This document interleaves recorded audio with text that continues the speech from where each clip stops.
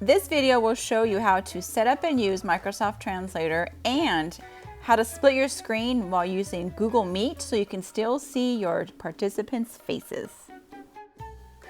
Go to translator.microsoft.com.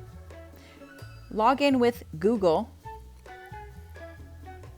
You'll want to start a conversation, put your name, your language, and click the box that says I am using this product in a classroom. This will generate a code that you can give your students or participants, and they can also scan the QR code. You'll want to use a microphone of some sort. This will give you the best quality of translations. Next, we're going to show you how to split your screen. You want to minimize. You want to grab the tab you want and drag it over. If you're using Google Meet, click Present Now, share a window, click on the window you just dragged, and click OK. This is where you can still see your students' or participants' faces while you are presenting. I dragged over my presentation. Now I can go back and forth and see conversations and still have control of my Google Classroom. Translator.microsoft.com es un sitio web que traduce conversaciones en vivo. Los maestros tienen que comenzar la conversación e invitar a sus estudiantes con el código que genera el sitio web. Luego los estudiantes escogen unirse a una conversación y ponen el código, su nombre y el idioma preferible.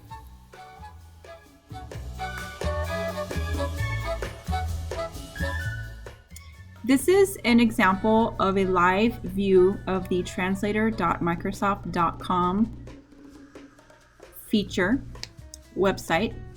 On my left, this is the teacher computer, and on my right is the student computer.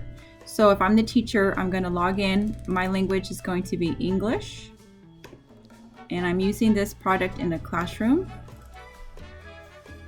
On the right, my students, I will ask them to open the same website and they're going to join a conversation, and then they're going to put in the code that I'm going to give them.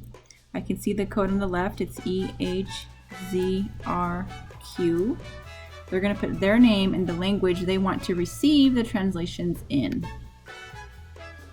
So as you can see on the left, it's already translating what I'm saying.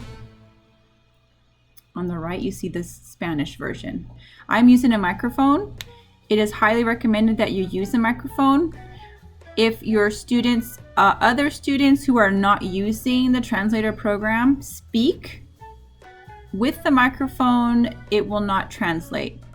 If you do not have a microphone, it will translate anybody who turns their mic on. But if the students who are using the translator program try to speak and the teacher's not using a microphone, then it's going to translate the Spanish they're hearing into a gibberish English. When you're done with the meeting, you can export the transcript, save transcript if you wish. So if you look down at the bottom, I'm going to pretend I'm giving a little speech to the students. Good morning, everybody. Welcome to science. Please take out your notebooks. We're going to review our notes, and open your Google Classroom.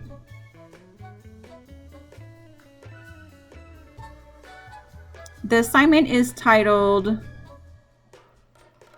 Science Experiment Number 1. Please open it, read the directions silently, and we'll come back in 2 minutes. So as you can see, it does translate it pretty well. As long as the teacher has a smooth speech, doesn't use a lot of slang, and doesn't speak in super long sentences, I found it works pretty good.